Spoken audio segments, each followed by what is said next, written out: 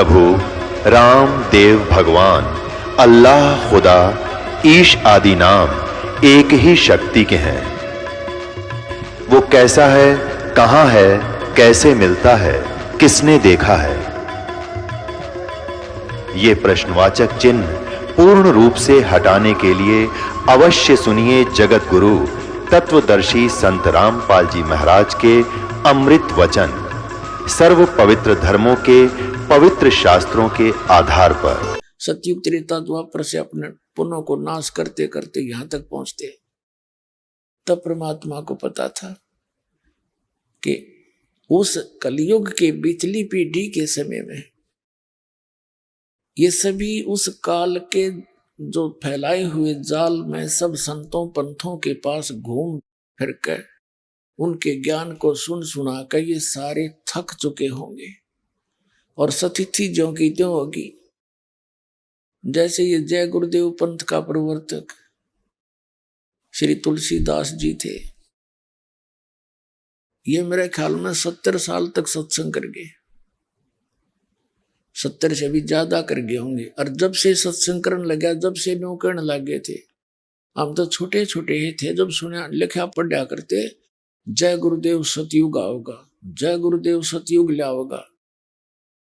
वो सतयुग तो है ना, घोर कलयुग ला गए वह, और आप भी चले गए ब्रान माटी करवा के। अपने आत्मा ना उनकी साधना ठीक, ना उनका ज्ञान कोई भगवान वाला, ना उन्होंने कोई सदग्रंथाधार मान्या। अपनी लोक वेद सुनी सुनाई उस शिवदयाल की दंत कथा से लाखों करोड़ों जीव काल के मुंह में डाल दिए। अब जो दास बताना चाहता उस प्रसंग पर आते हैं कि अब ये जितने भी काल के पंथ थे, काल ने कहा था 12 पंथ करूं मैं साजा, नाम तुम्हारा ले करूं आवाजा। जब परमात्मा ने यस कर दी कि ठीक है 3 युगों में जीव ले जाऊंगा थोड़े, और चौथे युग में कलयुग में जब आओगा तब मैं अपने हंसों को ले जाऊंगा। तब उसने ये एक प्रार्थना और करी थी इस काल भगवान ने कि भगवान आप जबरदस्ती ना करना, बलपूर्वक ना ले जाना, अपनी शरण में बलपूर्वक ना लेना, आप अपना ज्ञान देना, आपके ज्ञान को स्वीकार करे, आपकी साधना करे, आपका हमारे ज्ञान को स्वीकार करे, हमारी साधना करे, वो हमारा, वो मेरा ही रहे। परमात्मा को भी पता था कि जब तक ये मेरा ज्ञान और मेरी भक्ति नहीं करेंगे तो मेरे होंगे कहां से। तो ये यस कर दी थी दाता, तब एकदम तेवर बदल गया और लगा कहने के परमात्मा कबीर जी अपने ही पुत्र जोगजीत के रूप में आए हुए थे। तो कहा था इस काल ने कि जाइयो जोगजीत संसारा, बेशक चला जाइए संसार में जाकर। कबीर साहब ने कहा था कि मैं इस उद्देश्य से आया हूं अपने पुत्र जोगजीत के रूप में, कि पिता ने भेजा हूं और मैं इस उद्देश्य से आया हूं, नीचे जाकर बताऊंगा कि तू काल है और तू भगवान नहीं है, और तूने अपने आप को भगवान सिद्ध कर लिया। मूला माया मग में बैठी हंसा चुन चुन खाई, ये जोत स्वरूपी कहे निरंजन में ही करता भाई। एक न करता दो ना करता नौ ठहराए भाई, और 10वां भी धुंधर में मिल जा सत कबीर दुहाई। परमात्मा ने कहा था कि मैं नीचे जाके बताऊंगा और सबको यथार्थ ज्ञान कराऊंगा कि परमात्मा कोई और है, उसकी ये साधना है, ये ज्ञान है। उनको सतनाम दूंगा, सार नाम दूंगा, और तेरे काल के जाल से निकाल कर सतलोक वापस ले जाएंगे। तब उसको दुख हो गया इस बात का, कहने लगा जब तुम्हारा समय आओगा ना कलयुग का, इनको ऐसा कर दूंगा, भक्ति योग नहीं छोड़ूंगा। अब जैसे आदि शंकराचार्य जी के बाद पवित्र हिंदू धर्म में मूर्ति पूजा और श्री राम और श्री कृष्ण की भक्ति चरम सीमा पर करवा दी। कितने मंदिर बनवा के, कितने तीर्थ बनवा के, कितने केदारनाथ बनवा के इस काल ने कति विघ्न तार दिया। तो क्या कहा था कि 12 पंथ करूं मैं साजा, और नाम तुम्हारा ले करूं आवाजा। 12 पंथ नाम जो ले ही, मेरे मुख में आन समाई। और अनेक पंथ चलाऊं, या विद जीवों को भरमाऊं। जाओ जोग जीत संसारा, जीव न माने कहा तुम्हारा। जीव तुम्हारा कहा न माने, और हमरी ओढ़ हो बाद बखान। अब परमात्मा ने कहा था कि ठीक है, वो आन दे कलयुग का बिजली पीढ़ी का समय, तब मैं अपना एक दास बेचूंगा। परमात्मा ने कहा था जब बिजली पीढ़ी का समय आएगा और 5500 वर्ष कलयुग बीत जाएगा, तब मैं अपना एक अंश बेचूंगा और फिर वो पूरा ज्ञान समझावेगा। और उस समय तक मालिक को मालूम था कि ये काल के द्वारा प्रेरित जितने भी संत और पंथ हैं, ये चरम सीमा पर होंगे। इनके द्वारा दिए गए ज्ञान और भक्ति विधि की पुस्तकें बन चुकी होंगी। और जब मेरा दास जावेगा, इनकी सबकी पोल खोल देगा, सदग्रंथों से मिलावेगा और इनके थैलों के झाड़े ले लेकर खोल खोल के दिखाओगा, देख भाई।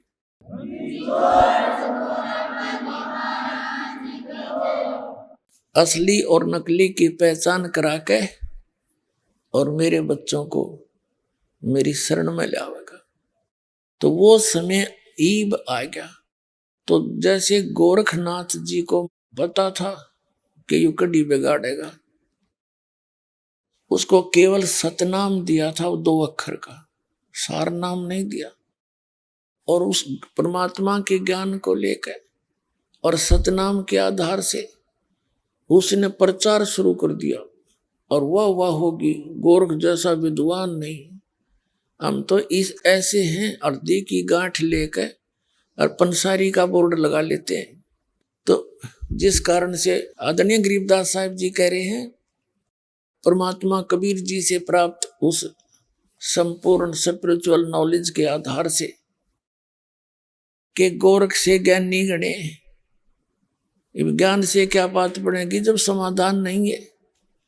गोरख से ज्ञानी गणे और सुख दे यति जहान, सीता सी बहु भारिया और संत दूर स्थान है। कहते हैं गोरख जैसे विद्वान बतेरे पा जाएंगे, अटपट करनी है। और सुखदेव ऋषि जैसे भी बहुत से यति पुरुष मिल जाएंगे, और सीता जैसी पतिव्रता पत्नियों की भी कमी नहीं है संसार में, लेकिन कमी है तो संत की कमी है। कहते हैं गोरख से ज्ञानी गणे और सुख दे यति जहान और सीता सी बहु भारिया और संत दूर स्थान, यानी संत भक्ति मार्ग में ये बहुत दूर घर है। तो आप वो भक्त वो संत बन गए। संत सोए जो सीधा चाले, यानी मार्ग भी सीधा हो, बकवाद भी छोड़ दे। तो ये जो आप आज इस परमात्मा की शरण में आए हो, इससे पहले तो आप कैसे थे? लखबर सूरा जूझ ही लखबर सामत दे, और लखबर यति जहान में रहा हो, तब सतगुरु शरण ले।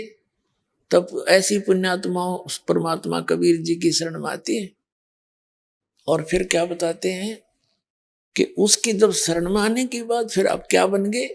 गोरख से ज्ञानी गणे, सुख दे यति जहान और सीता सी बहु भारिया, संत दूर स्थान। आप उन संतों में से हो गए जो पूर्ण रूप से कंप्लीट कोर्स प्राप्त हो गया। तो आपको जो लाभ होगा, आपका जो जीवन सफल होगा, उन महापुरुषों का भी नहीं हुआ जो बहुत महिमा प्राप्त करके संसार में प्रशंसा के पात्र बनकर चले गए। तो आप परमात्मा के उन लाडली आत्माओं में से हो जिनके विषय में क्या कहते हैं?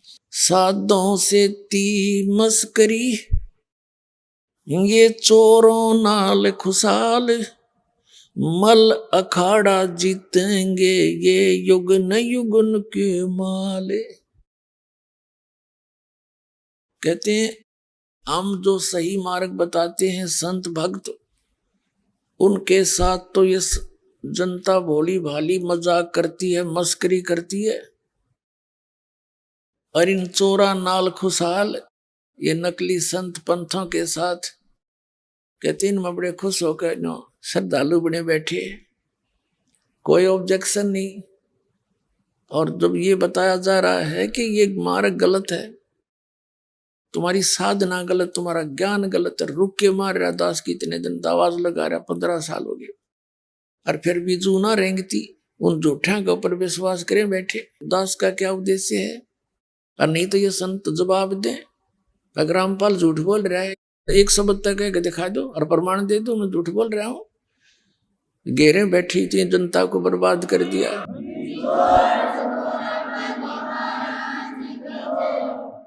और क्या कहते हैं कि साधों से ती मस्करी, और इन चोरा नाल खुशाल मल अखाड़ा जीतेंगे, ये युगन युगन के माल। आप कोई आज के नहीं लग रहे, असंख्य युगों से आप भक्ति की प्रेरणा में कहीं ना कहीं भटक रहे हो। परमात्मा आते हैं, चारों युगों में आते, चारों युग में संत पुकारे, कूक कहा हम हेल रे, हीरे माणिक मोती बरसेंगे जग चुगता ढेल रे। परमात्मा कबीर जी बताते हैं कि हम चारों युगों में आए, सतयुग में सत सुकृत कह टेरा, त्रेता नाम मुनिंदर मेरा, द्वापर में करुणा में कहाया, कलयुग नाम कबीर धराया। चारों युग में संत पुकारे, यानी जिन पुण्यात्माओं को परमात्मा कबीर जी परमेश्वर सतपुरुष आकर मिले, उन्होंने फिर उस परमात्मा के ज्ञान का जन जन तक कोशिश की पहुंचा दूं। जैसे आदरणीय नानक साहिब जी को स्वयं परमात्मा सतपुरुष आकर के बेई नदी से लेकर गए सचखंड, 3 दिन तक उनको अदृश्य कर दिया, गुप्त कर दिया उनके शरीर को, और पूरे सचखंड से उप सब लोगों से सब सतिथि से परिचित करा कर वापस छोड़ा। आंखों देख कर परमात्मा की महिमा को, ऊपर के नजारे को, और गरीबदास साहिब जी को भी ऐसे लेकर गए थे। तो इन महापुरुषों ने फिर वापस आकर संसार में सब लोक लाज सब मर्यादाएं तोड़ दी, क्योंकि ये दृढ़ भक्त होते हैं, और इनको कंप्लीट कोर्स दिया था। परमात्मा ने कहा था भी जिक्र नहीं करना। इन्होंने किसी को छींट भी नहीं लगने दी उस मल्ल के तीनों मंत्रों की, क्योंकि अगर वो पहले बता जाते थे बात बिगड़ जाती। ये काल के दूत यही नाम देते पाते गुरु ग्रंथ साहिब मत नोट करके हैं, और ये अधिकारी थे नहीं, अधिकारी तो दास भेजा मालिक ने बना के कलयुग में।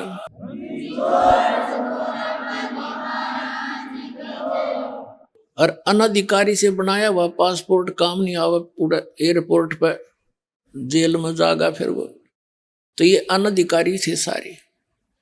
तो ये राधा स्वामी पंथ कहाँ से चला, इनके इतिहास देख लो, पढ़ाया था आपको कल। शिवदयाल जी जो थे राधा स्वामी पंथ के प्रवर्तक हैं, और ये पंजाब के रहने वाले थे, आगरा में रहने लगे। गुरु ग्रंथ साहिब को पढ़ा करते, कबीर साहब की वाणी पढ़ा करता। जैसे भी इसने समझ मत आई, कोई नाटपट करके यो इतना बखेड़ा पैदा कर गया। अगर ये गुरु ग्रंथ साहब में ये मंत्र होते तो यो यही मंत्र चालू कर जाता, और वो अधिकारी था नहीं, क्योंकि उसका कोई गुरु नहीं, और गुरु भी हो तो उस परंपरा से हो। तो यही नाम ये आज दे रहे होते। दास कैसे डिफ्रेंशिएट करता, फिर आज आपको कैसे विश्वास दिलाता ये नकली ये असली। तो उस दिन परमात्मा ने कहा था, धर्मदास मेरी लाख दुआई, एक तो सार शब्द की दबार नहीं जाई, दूसरे कहा था सार शब्द बार जो पढ़ी या बिचली पीढ़ी मेरे हंस नहीं तरही। फिर कहा था धर्मदास मेरी लाख दुआई, ये मूल ज्ञान की दबार न जाए। ये मूल ज्ञान जो दास आपको बता रहा ये है मूल ज्ञान। कबीर साहब ने कहा कि 33 अरब ज्ञान हम बाख्या, ये मूल ज्ञान अभी तक गुप्त ही रखा। इसको गुप्त रखा हुआ था, किसी का छीट नहीं लगने दी। ना कबीर पंथियों को पता, औरों को तो पता होगा कहाँ से इस पवित्र ज्ञान का। और कबीर सागर पढ़े, इनका समझ न आया कुछ भी। गीता के पढ़ने वालों को गीता का ज्ञान नहीं, वेदों को पढ़ने वालों को वेदों का ज्ञान नहीं, गुरु ग्रंथ साहिब को पढ़ने वालों को गुरु ग्रंथ साहिब का ज्ञान, उसमें कहा क्या जा रहा है। और पवित्र बाइबल के पढ़ने वाले बाइबल का ज्ञान नहीं, वह निराकार बतावे, गॉड इज फॉर्मलेस। और पवित्र बाइबल में लिखा है भगवान मनुष्य दृश्य है, उसने अपने जैसा मनुष्यों को अपने स्वरूप के अनुसार उत्पन्न किया। तो खाक समझा इन सदग्रंथों को। तो दास पर दया करी परमात्मा ने, क्योंकि ये सभी उसी के बच्चे हैं, चिट्टी से लेकर हाथी तक। पूरी पृथ्वी पर जितने मानव हैं ये सभी प्राणी उस कबीर परमात्मा के हैं। और हम तत्व ज्ञान से अपरिचित होकर के न्यारे न्यारे कर दिए इन्होंने। अब हम उसी प्रसंग पर आते हैं कि क्या बताते हैं परमात्मा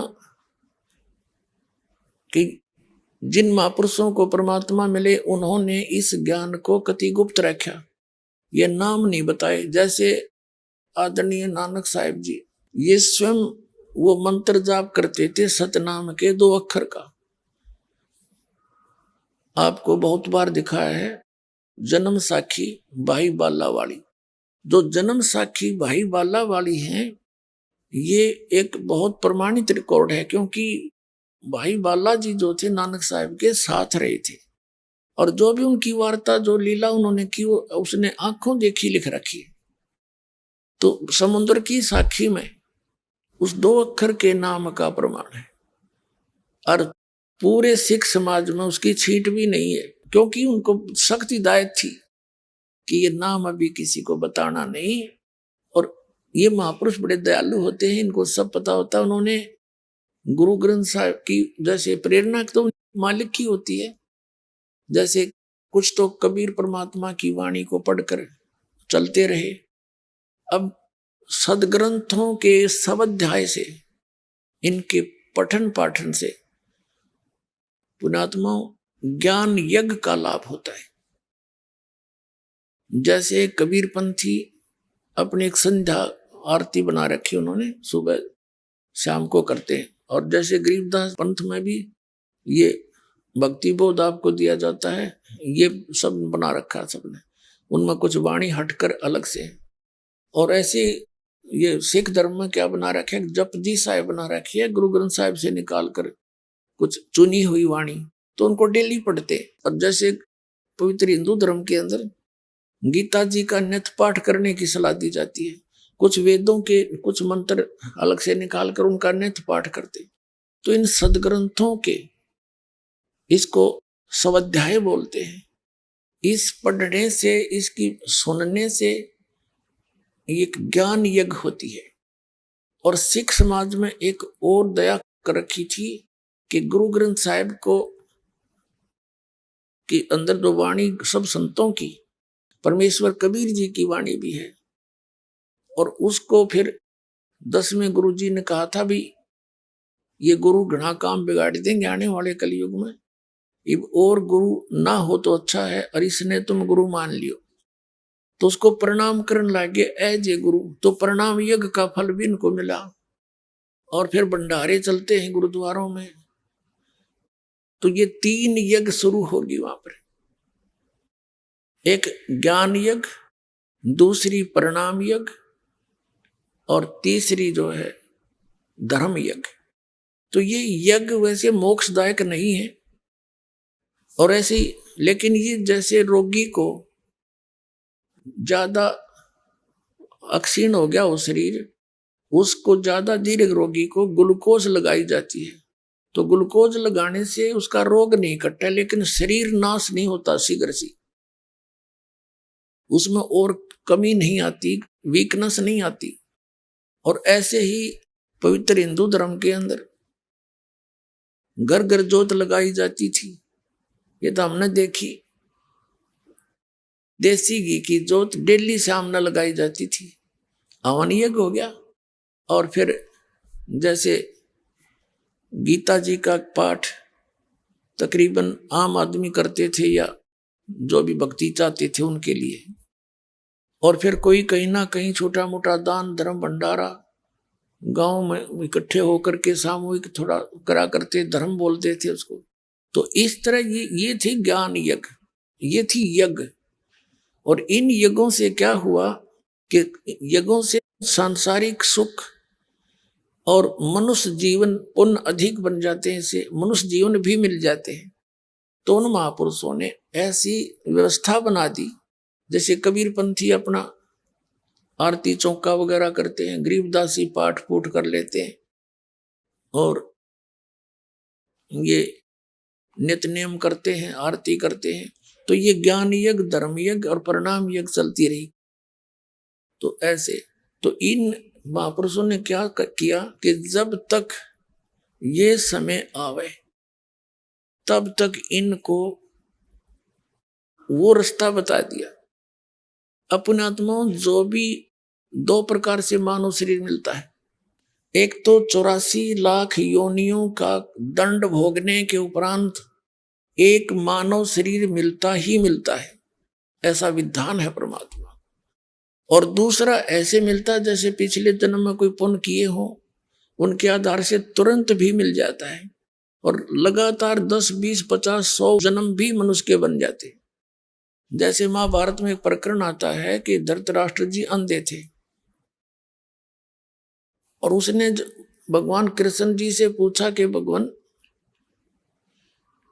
मुझे अब मेरी जो दिव्य दृष्टि की रेंज है, मेरे पिछले 100 जन्मों तक की मुझे बैकग्राउंड दिखा सकती है।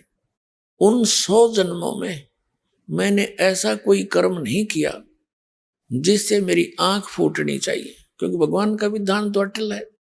लेकिन ये कारण क्या है, मेरी आंखें क्यों खत्म हुई? तब श्री कृष्ण जी ने कहा कि 100 जन्म से ही आपका इतिहास बंद नहीं हो जाता, और बहुत पीछे जाइए। उन्होंने, क्योंकि जैसे भगवान कृष्ण जी भी पिछले भक्ति युग प्राणी थे, उन्होंने अपनी दिव्य दृष्टि देकर उनको पिछले कहते हैं 105वां या 6वां जन्म दिखाया।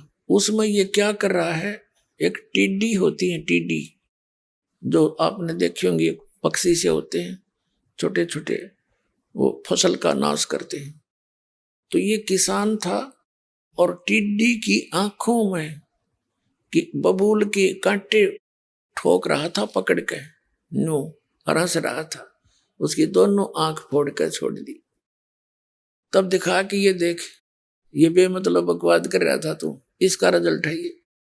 तो कहने का भाव ये है कि जो प्राणी आज इसे बूढ़े कलयुग में और भगवान की तरफ लग रहा है, उसकी तरफ में भटक रहा है, वो पिछले जन्म में भी मनुष्य ही था। ये प्रमाणित बात है, और उसको वो चाह है, उसके अंदर वो नारे गुण है मनुष्य वाले। तो कहने का भाव ये है कि जैसे आप जी काफी जन्मों से 4, 5, 10 जन्म भी आपके हो गए होंगे लगातार मनुष्य के, जो परमात्मा विधि बता के गए थे। दूसरा, कबीर परमात्मा जी 600 वर्ष पहले आए थे, आपको पवित्र अपने अमरवाणी से बोल बोल कर चार्ज करके, और आपको प्रथम मंत्र जो 5 नाम का था वो दिया था ओनली। वो कौन कौन से 5 नाम है ये नहीं है, निरंकार ओंकार ये जो ये नहीं है। जो आपको अप्रथम मंत्र दिया जाता उसके बीच वाले 5 नाम ये स्टार्ट करवाए थे। आने वाले समय में इन कबीर पंथियों ने ज्ञान तो रहा नहीं, कोई इनको कहने लगा तुम बात करते हो सतलोक और सचखंड की, और नाम जपते हुए 5 इन देवताओं का, ये कोई बात हुई? तो फिर इनको ज्ञान था नहीं, इन्होंने नाम बदल लिए। ये पूजा नहीं है इनकी। अब जैसे हम किसी से हमने लोन ले रखा है बैंक से या किसी व्यक्ति विशेष से, तो उसका लोन देना है, मजदूरी करनी है, मजदूरी करके उसका लोन देना है। तो हम कोई उसकी पूजा थोड़ी कर रहे हैं, उसका लोन देना ही देना है, बाय रिस्पेक्ट देना है, इज्जत से देना है। वो मिला जब जिससे हमने कर्ज ले रखा है उसको प्रणाम भी करना है, आदर सत्कार करना है। तो हम ये इनकी मजदूरी करते हैं, पूजा नहीं कर रहे। तो परमात्मा दयालु थे, 64 लाख शेष हुए थे उस टाइम। उन 64 लाख को चार्ज कर गए और वही अब मनुष्य जन्म प्राप्त करते हुए आ रहे हैं। करके चार्ज चले गए। दाता दयालु थे, कहते हैं जो जन मेरी शरण है ताका हूं मैं दास, और गेल गेल लाग गया फिरूं जब लग धरती आकाश। अब परमात्मा की शरण में आप कभी कौन से युग में आए थे और लेकिन पार नहीं होते, बालक हो थोड़ा सा सुख, क्योंकि ये भगवान सुख दे ही देगा आपको। ये सुख का सागर है और उस सुख को पाकर हम फिर भूल जाते हैं भगवान को। यह सबसे बड़ी बीमारी है हमारे। तो कबीर साहब अब ऐसी स्थिति में रखेंगे आपको कि कबीर साहब ने कहा है कि हे भगवान इतना सुख भी मत देना। कबीर साहब ने अपने ऊपर ही सारी बातें कह करके हमें समझाया है कि हे भगवान इसे सुख के आग लगो जिससे आपकी भक्ति में भूल पड़े, और ऐसा दुख दिए रखना दाता जिससे आपकी याद बनी रहे। सुख के माथे सला पड़ो नाम हृदय ते जावे, और बलिहारी व दुख के जो पल पल नाम रटावे। तो पुण्यात्मा पहले हम ऐसे ही गलती करते रहे, परमात्मा के चरणों में आते ही दुख दूर हो गए।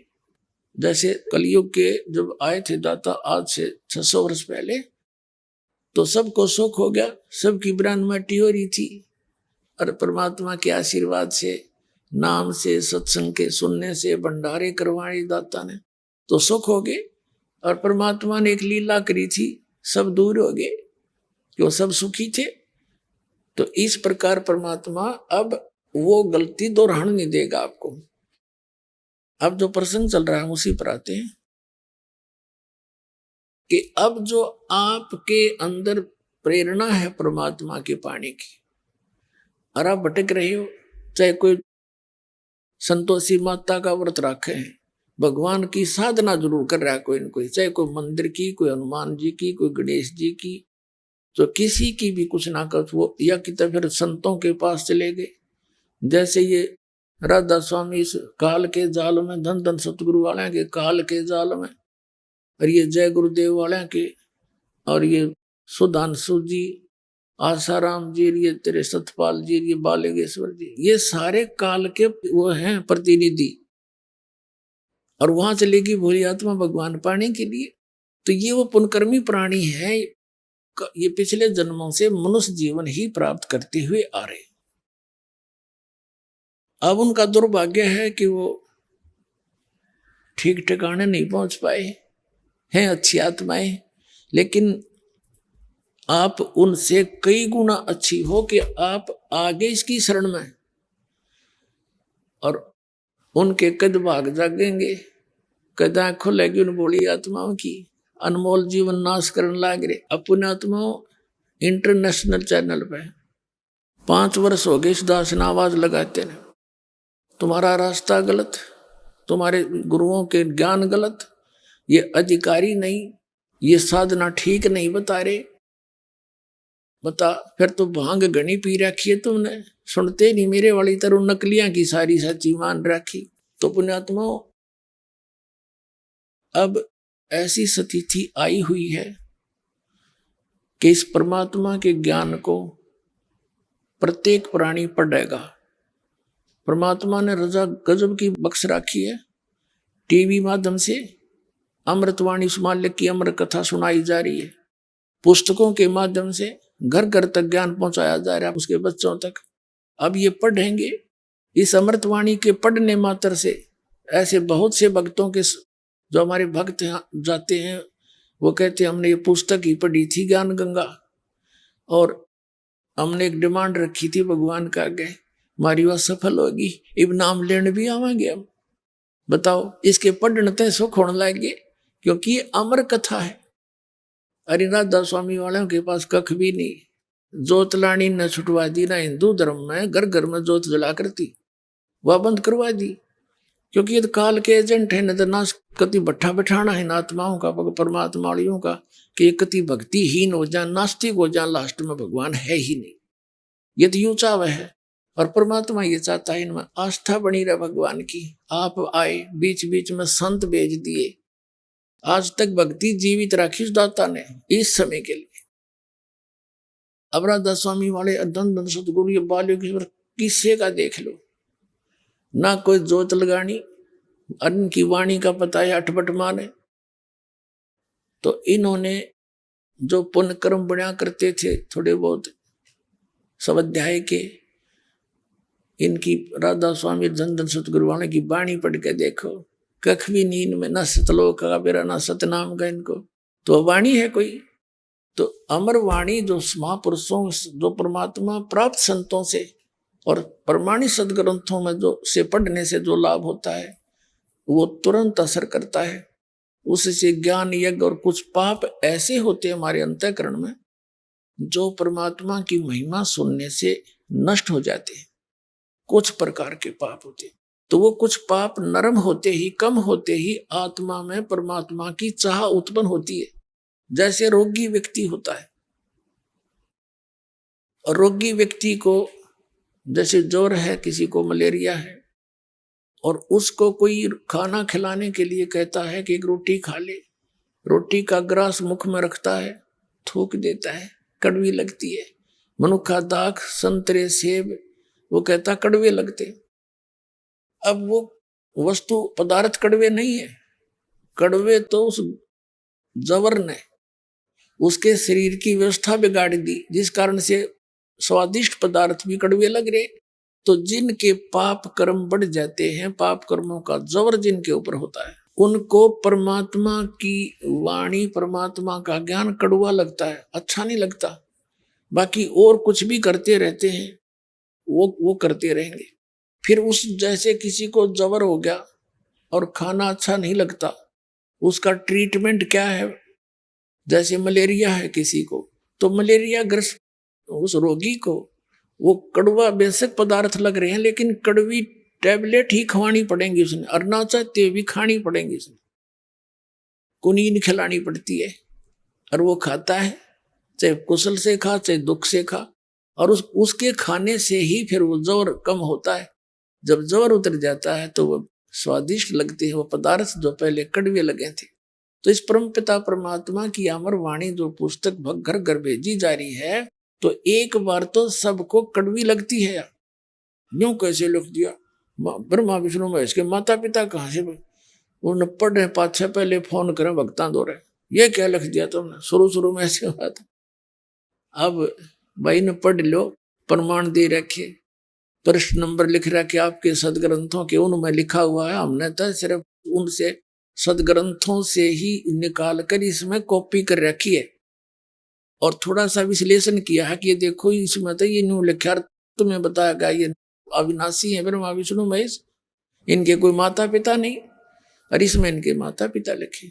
तो अब वो पढ़ रहे हैं, चाहे ना चाहते हुए भी, उनमें त्रुटि देखने के लिए भी कोई पढ़ता है तो भी उसके पुण्य बन जाते हैं, क्योंकि अमर वाणी है।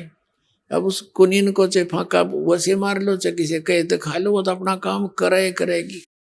तो अब उनके पाप कर्म हटते जा रहे हैं और उनके अंदर परमात्मा की भूख बढ़ती जा रही है। अब थोड़ी सी दिखा दूंगा कुछ ही दिनों में मालसा उठका होगा।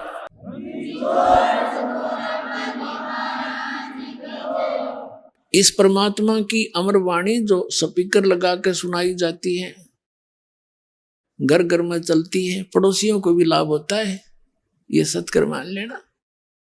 अब कई वक्त बताते हैं ऐसे, तो ऐसे बहुतों के साथ ऐसे बीती है, ये बहुतों के दुखी व्यक्ति यहाँ नाम ले लेते हैं। अब नाम ले लिया तो नाम लेते ही उनके भूत बातें फिर भाग जाती, वहां रहेंगे नहीं, क्योंकि भगवान का निवास हो गया उस घर में। तो फिर पड़ोसियां के जाएंगे, अपने दूसरे और कहीं जाएंगे, तो दूसरे ये कहते हैं कि तुमने हमारे ऊपर जंतर मंत्र करा दिया और सारे भूत हमारे छोड़ दिए। अब कमाल के आदमी हो, आम जंतर मंत्र जानते नहीं, ना पकड़ना जानते, भूता ना छोड़ना जानते।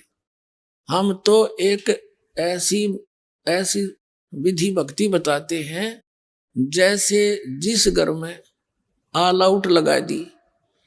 ऑल आउट लाए पाछे फिर मच्छर आप पे बार दूसरे आगे चले जाएंगे जिनका ऑल आउट को नहीं।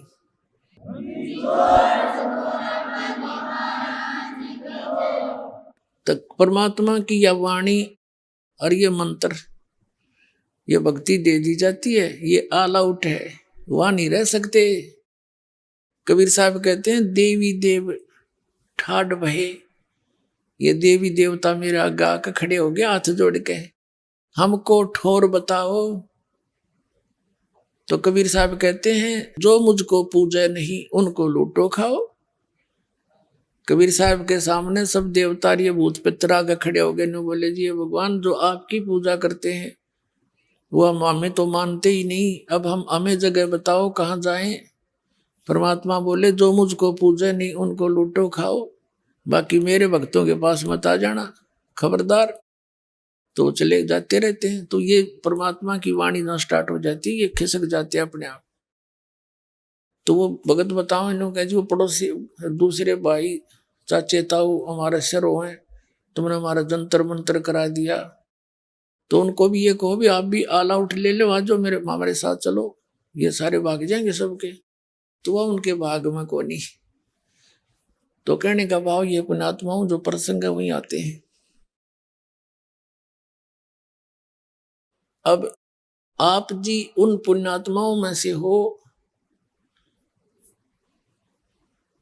साधों से ती मस्करी चोरों नाल खुशाल, ये मल अखाड़ा जीतेंगे भाई युगन युगन के माल। माल माने पहलवान। अब पहलवान जब उसकी आमना सामना होगा कुश्ती का, तो वही हारे जीतेगा, वही विजयी होगा जिसने पहले एक्सरसाइज कर रखी हो। तो पुण्यात्मा तुम युगों युगों के माल हो, युगों युगों से भक्ति के लिए तड़फ रहे हो, चल रहे हो, फिर रह जाते हो किसी गलती से। तो अब वो समय मिल गया आपको, अनेकों कष्ट उठा के, और जैसने चूक गए ये सत्कर मान लेना, फिर ना जाने कितने हजार युगों के बाद ये समय और ये भक्ति आपको मिलेगी। आपका सौभाग्य, आपको ऐसे समय में जन्म, धन है आपके माता पिता जिनसे जन्म हुआ, और इसका पूर्ण लाभ उठाना। जो दास प्रसंग कर रहा था उसको आगे चलते हैं।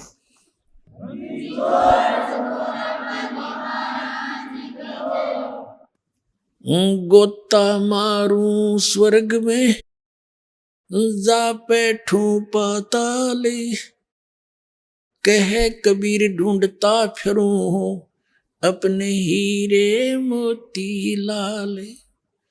पहले तो परमात्मा स्वयं आए थे, आते रहे हैं, और जगह जगह जाते हैं, एक दिन में हजारों जगह प्रकट हो जाते थे, और अपनी प्यारी आत्माओं को कहीं भी खड़े होकर के जैसे मदारी तमाशा दिखाया करें, ऐसे खड़े होकर के अपने मुख कमल से वो सच्चिदानंद घन ब्रह्म की वाणी बोलने लग जाते, अपनी वाणी। अब पर आत्मा को तो वो कसक है उस मालिक की, उस वाणी की, भगवान की, परमात्मा की वाणी सुनकर चिपक जाते, सैकड़ों की संख्या में इकट्ठे हो जाते, फिर कुछ नाम ले लेते, फिर बार बार जाते जाता, ऐसे आपको रह रह कर चार्ज कर रहे हैं। तो अब मालिक ने दूसरा तरीका अपनाया, आपको शिक्षित किया, अक्षर ज्ञान युक्त किया, और ये जो इंटरनेट वगैरह और ये जो चैनल बनाए परमात्मा ने, टीवी चैनल है, मोबाइल वगैरह बनाए, ये दाता ने दिया बुद्धि, ना जीव सतर की नहीं है जो कितनी बात बनावे। उस परमात्मा ने इसलिए दिया है कि ये ज्ञान अब अपने बच्चों तक इस तरीके से पहुंचाऊंगा, ये शिक्षित हो गए। जिन सदग्रंथों को ये सत्य मानते हैं जो किसी धर्म में है, और उन्हीं में ये प्रमाणित कर दिया जाएगा कि हु इज गॉड, तो फिर ये आसानी तो पहचान लेंगे। अभी तक ये नकली संत मूर्ख बना देते थे कि झूठ बोलते हैं, ऐसा कहीं नहीं लिखा है हमारे सदग्रंथों में। जो बाधा थी अपने बीच में भगवान की और अपने बीच में, वो इस अक्षर ज्ञान से निकल सके थी। नहीं तो इस अक्षर ज्ञान ने हमारे को बेईमान बना दिया, अभिमानी बना दिया। एक छोटी सी पोस्ट हो जाती है, कोई आईएएस आईपीएस लग गया, मंत्री बन गया, मुख्यमंत्री बन गया है, और इतना आकड़ हो जाए इसमें, इस जीव के अंदर। और यह काल का जाल है। तो पुण्यात्मा, ये जिसमें अभिमान है उसके पास भगवान नहीं है, चाहे वो भगत है चाहे बिना भगत है, उसका कभी ना कभी ऐसी बिरान मट्टी होगी, सोच भी नहीं सकता। आप देखते हो कि ये मुख्यमंत्री हेलीकॉप्टर में जाओ था एक, और हेलीकॉप्टर में किस लिए जा रहा था, जाते मीटिंग अटेंड करूंगा और जलसे दूंगा और नो कर दूंगा, वो एक्सीडेंट में मर गया। अब क्या बनेगा? कबीर साहब कहते हैं, कबीर हरि के नाम बिना ये राजा रस्य भो, मट्टी लदे को मार के और घास ना डाल ले कोई। कितना बड़ा मुकदमा मोल ले लिया भी मतलब में। तो परमात्मा के इस ज्ञान से जीव ने अपनी स्थिति का पता लगता है कि मैं के सौदा है। अंडी पा के अंडा अभिमान करे, अदरंग मार जा है, बांगा मुंह हो जा, मुंह मग माखी बडर लकड़े, पड़ा पड़ा टट्टी जा माए सड़े, क्या का अभिमान इस जीव को? तो परमात्मा कहते हैं, आदिन्य के पास है ये पूर्ण ब्रह्म दयाल, मान बढ़ाई मारियो बेअदबी सरकार। इस शिक्षा ने हमें बिगाड़ा है, ये टीवियों ने बिगाड़ दिया। परमात्मा ने किस उद्देश्य से दिए थे मानव को ये, और हमने प्रयोग कैसे शुरू कर रखे हैं।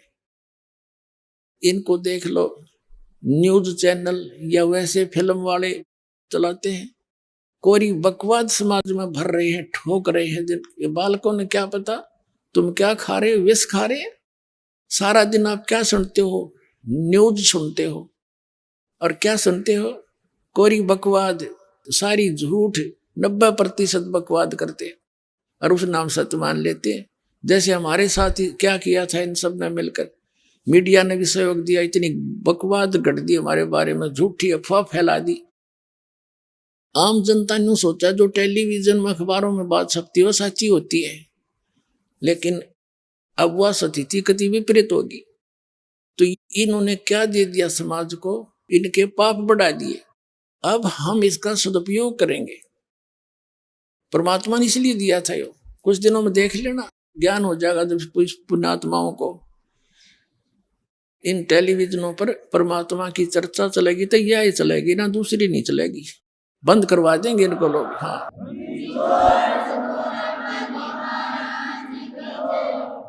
और फिर घर बैठे अपना सुबह उठेंगे तो टीवी चलता पाओगा, कभी रमेणी हो रही है, किता आरती चल रही है, कहीं पर सत्संग हो रहा है, सुबह का नित्य नियम चला करेगा। सुता उठते ही टीवी ऑन करते ही मालिक दिखेगा, भगवान की वाणी सुनने को मिलेगी। ये सुता उठते के सुने है, उसने ऐसे कर दिया, वो नेता नो बोला, सारे झूठ कपट बोले, उसने इतना गबन कर दिया, फलाने ने ऐसा कर दिया। ये हमारा क्या काम भाई? तो इस प्रकार फिर ये समस्या का समाधान भी, जैसे ये पीछे से ये कर रहे थे कोशिश में ये कंट्रोल करा जाए, ये जो भ्रष्टाचार बढ़ गया इसको, तो भ्रष्टाचार का नाश तो अब होगा जैसे दास ये समाज तैयार कर रहा है। इन्हें जहर दिखाई देगा किसी की एक छोटी सी वस्तु भी। एक भक्त था, नवता जी 1500 रुपये पड़े पाए मैंने रास्ते में, और वो उठा के दान पात्र में डाल दिए। नहीं तो कौन डाल है? लोग तो तड़के बैठ जाए अपनी दुकाना में और ऑफिस में, कौन आवर उसने दुखी सुखी करके पैसे ले, मेरा कोड खावे। तो एकदम परिवर्तन आवेगा, सच्चाई के साथ आवेगा। आत्मा स्वीकार नहीं करेगी इस विष को, और दूसरे कारण अपने ऊपर होगा। हम किसी से पैसा लेते हैं, रिश्वत लेते हैं, या किसी के साथ वैसे धोखाधड़ी करते हैं, पैसे लेकर नहीं देते हैं, तो अगले जन्म में या तो उसका पशु बनेगा, ना फिर दामाद बन के लेकर जाएगा उसके पैसे। देखा पाछे के हाल हो रहा था, इतना दहेज देते हैं और खुश होकर देना पड़े। तो ये सब हमारे लेन देन के झगड़े हैं। और अब इस समय में परमात्मा की शरण में हमारे ये सब आपस के संस्कार अब खत्म कर दिए जाएंगे, और आगे हम बढ़ावा को नहीं, तो हम इस तरह से तलोक जाएंगे।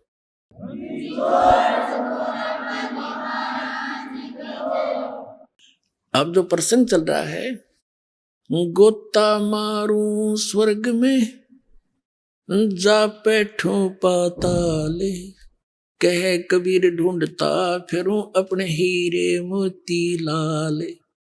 अब परमात्मा के हीरे मोती लाल, अब जैसे पुस्तक पहले तो स्वयं मालिक आते थे, अब ये पुस्तक क्या है? ये भी परमात्मा आए थे, वो भी अपना ज्ञान नहीं देना आए थे। भगवान ऐसा है, उसकी विधि ये है, और वो वहां रहता है अपना ही डबल रोल करके, और वो वहां जाए बिना तुमने वो सुख मिल नहीं सकता। वहां जाकर तुम्हारा जरा और मरण नाश हो जाएगा।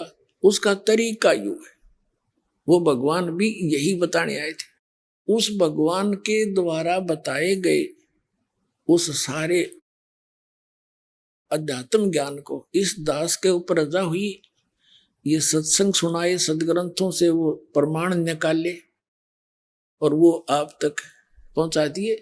तो वो भगवान ही समझो, वह पुस्तक आपके पास है, उस मालिक का संदेश है। तो ये गोता मारूं स्वर्ग में, जा बैठूं पाताल, कह कबीर ढूंढता फिरूं अपने हीरे मोती लाल। तो ये पुस्तक जो है, या उन हीरे और मोती लालों को ढूंढ ढूंढ कर ला रही है। यहाँ भक्त आते हैं, हम पूछते हैं पता तो लगे हमारा कौन सा जंतर मंत्र सही फिट हो रहा है जनता में। भाई कैसे पता लगे आपको, यहाँ कैसे आए? तो बताते हैं जी, ये पुस्तक पढ़ी ज्ञान गंगा। आइए अब हम उन श्रद्धालुओं के अनुभव जानते हैं जो जगत गुरु तत्वदर्शी संत रामपाल जी महाराज जी से दीक्षा प्राप्त कर चुके हैं तथा उनके द्वारा बताए गए भक्ति मार्ग पर चल रहे हैं। नमस्कार जी। नमस्कार। क्या नाम है जी आपका? मेरा नाम रंजुक्ता मेहर है। रंजुक्ता जी, आप कहाँ से हैं? मैं झारसुगुड़ा जिले उड़ीसा स्टेट से हूँ। संत रामपाल जी महाराज से नाम दीक्षा आपने कब ली? संत रामपाल जी महाराज से मैंने नाम दीक्षा 25 जनवरी 2013 को ली थी। संत रामपाल जी महाराज से नाम दीक्षा लेने से पहले आप क्या भक्ति साधनाएं करती थीं? संत रामपाल जी महाराज के शरण में आने से पहले मैं सारे देवी देवताओं की पूजा करती थी, जैसे ओडिशा में करते हैं सारे तीर्थ व्रत जो भी है साधना, सारी साधना करती थी। और व्रत भी रखती थी हमेशा, कभी सोमवार का व्रत रखती थी, कभी मंगलवार का, कभी शुक्रवार का। हमेशा व्रत में ज़्यादा विश्वास रखती थी और भूखा रहने से शायद परमात्मा मिल जाए, यही सोच रख के सारी साधनाएं करती थी। तो फिर क्या कारण बना कि आप संत रामपाल जी महाराज की शरण में आई? कारण तो हाँ बना कि हम देवी देवता पूजा जो करते थे उसमें कोई ऐसा कोई लाभ दिखाई नहीं दे रहा था कि मैं इन देवी देवताओं को क्यों पूज रही हूँ। पूजते पूजते माँ बाप भी जब मतलब माता पिता गुजर गए, तब मुझे लगा कि नहीं, यहाँ परमात्मा नहीं है। इतने मेरी माता जी जो थी वो भी बहुत श्रद्धालु थी। मुझे सुबह 5 बजे उठा के जाओ, बेलपत्तर ले आओ, ये ले आओ, वो ले आओ करके मुझे हमेशा, वो खुद श्रद्धालु थी, मुझे भी हमेशा उसी लाइन में ले जाती थी। मगर अचानक से उसकी मृत्यु हो गई, बीमार ग्रस्त रहते रहते। पापा जी का भी मृत्यु हो गई, वो दोनों एक साथ चले गए।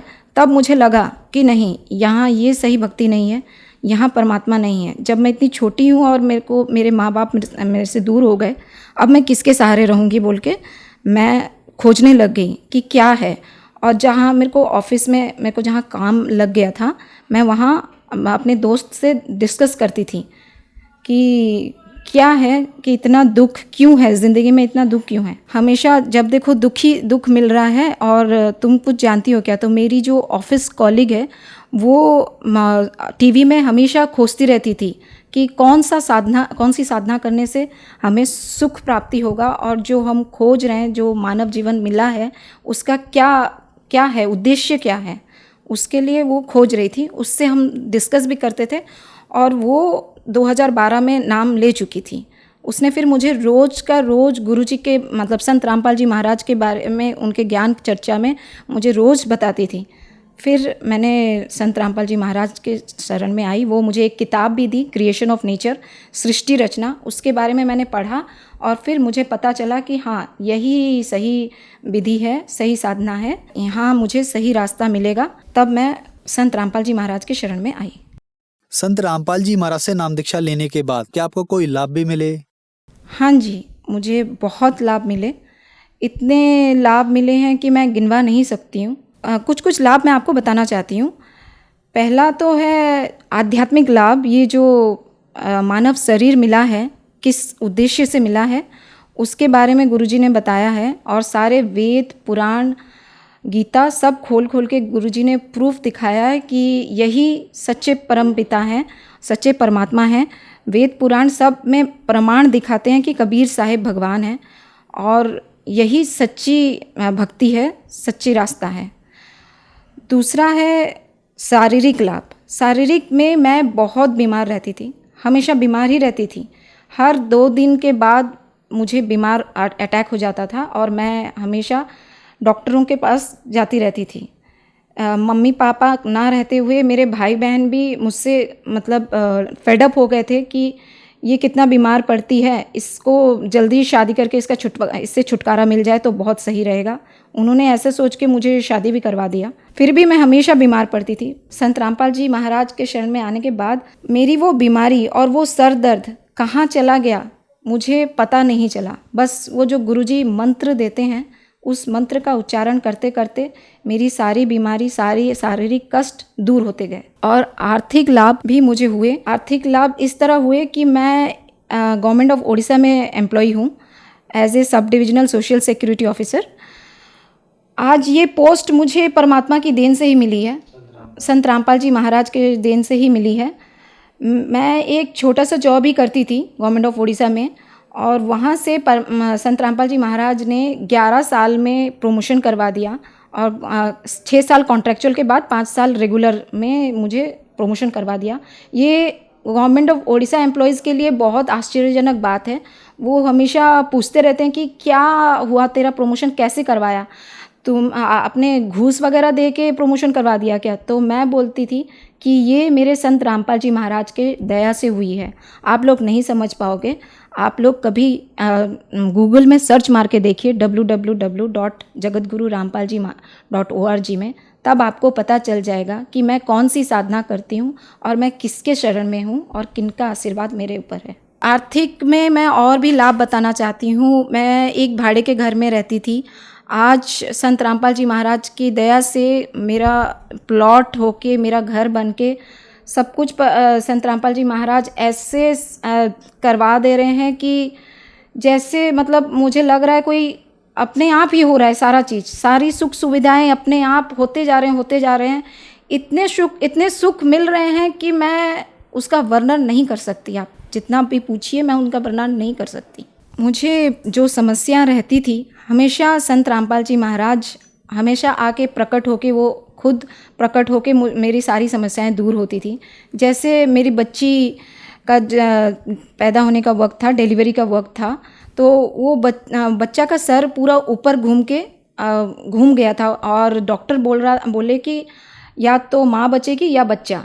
लेकिन हम संत रामपाल जी महाराज के आश्रम में फ़ोन करवाए और वहाँ पे संत रामपाल जी महाराज से अरदास लगाया कि परमात्मा ऐसा ऐसा स्थिति है। तो संत रामपाल जी महाराज बोले कि आप ऑपरेशन करवाओ, कुछ नहीं होगा।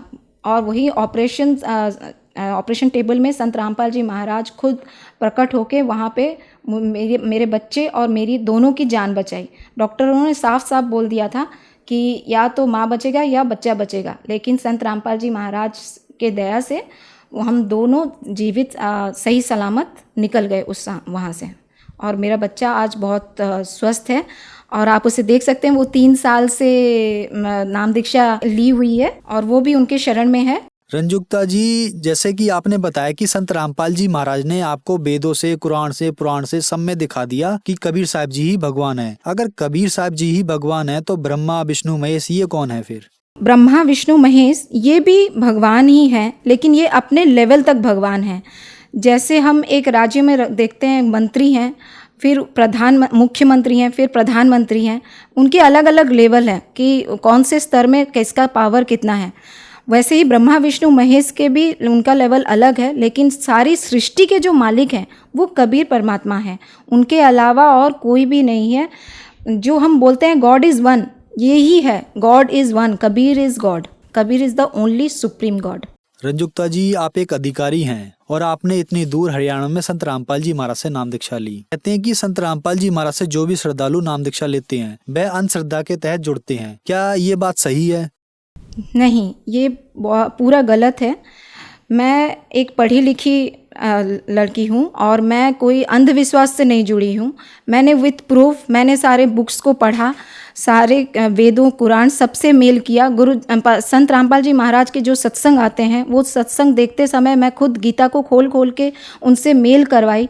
जो संत रामपाल जी महाराज ज्ञान देते हैं अपने सत्संगों में वही एग्जैक्ट है जो हमारे गीता में लिखा हुआ है।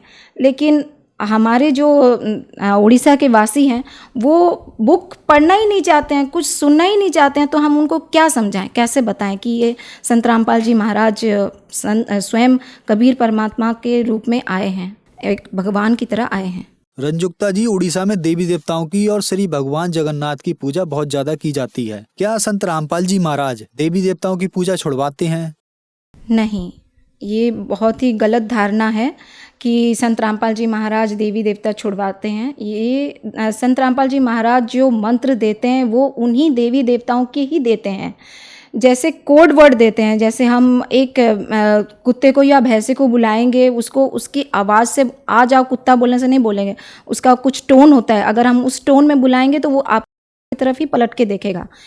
उसी तरह संत रामपाल जी महाराज हमको वो देवी देवता के कोड वर्ड्स बताते हैं जिससे डायरेक्टली हम कांटेक्ट में आ जाते हैं। हम उन मंत्र उच्चारण करके हम उन देवी देवताओं को कुछ ना भी मांगें तो वो खुद ब खुद हमें हमारे फल देने के लिए वो आकर्षित होते हैं। वो हमारे तरफ आकर्षित होकर हमें आशीर्वाद देने में मजबूर हो जाते हैं। रंजुक्ता जी, जो दर्शक आज आपको टीवी पर देख रहे हैं, खास करके उड़ीसा वालों के लिए आप क्या कहना चाहेंगी? जो मुझे आज देख रहे हैं या जो बाद में देखेंगे, मेरे परिवार वालों से, उड़ीसा वासियों से सबसे निवेदन है कि प्लीज़ एक बार सत्संग देखिए, एक बार किताब पढ़िए संत रामपाल जी महाराज का। आजकल हर चैनल में गुरुजी के सत्संग आ रहे हैं, यूट्यूब में, गूगल में, सब में आप सर्च मार सकते हैं। संत रामपाल जी महाराज भी आप लिख देंगे तो उनके सत्संग आ जाते हैं। आजकल हर कोई एंड्रॉयड मोबाइल यूज़ करता है। आप अपने मोबाइल से अभी भी टाइप करके देख सकते हैं कि संत रामपाल जी महाराज के ज्ञान क्या है, उनके सत्संग कैसे आते हैं। आप उन्हें सुनिए, एक बार सुनिए, 2 बार सुनिए, कुछ तो सुनिए। अगर सुनेंगे तभी आपको पता चलेगा। और आप किताब मंगाइए, किताब सारी भाषाओं में आ रही है। आप उड़ीसा में रहते हैं, ओडिया जानते हैं, ओडिया भाषा में आती है ज्ञान गंगा किताब, उसको आप मंगाइए, पढ़िए। ज्ञान अगर सही है तो आप ज़रूर आएंगे। ज्ञान सही ही है, अगर सही नहीं है, सही ही है, सही ज्ञान है, तभी हम आए हैं। हम मतलब किसी के मतलब भेड़ भैंसों के जैसे उसके पीछे नहीं आए हैं। हम विथ प्रूफ देख के आए हैं। The true way of worship is this is the one and only in under the initiation of संत रामपाल जी महाराज। संत रामपाल जी महाराज से नाम दीक्षा कैसे प्राप्त की जा सकती है? आजकल सारे टीवी चैनलों में सत्संग आ रहे हैं। सारे सत्संगों में एक येलो स्ट्रिप चलती है या जिसको पीली पट्टी कह सको, वो चलती रहती है सत्संग के दौरान। आप उन नंबरों में कांटेक्ट कीजिए और वहाँ से आपको पता चल जाएगा। क्योंकि आज संत रामपाल जी महाराज की दया से हर एक ज़िले, हर एक स्टेट में नामदान केंद्र है। आपको इतनी दूर हरियाणा जाना नहीं पड़ेगा। आप वहीं से अपने घर के नज़दीक से ही नामदान केंद्र से आप नाम दीक्षा लेके अपना कल्याण करवा सकते हैं। धन्यवाद जी। सत साहिब।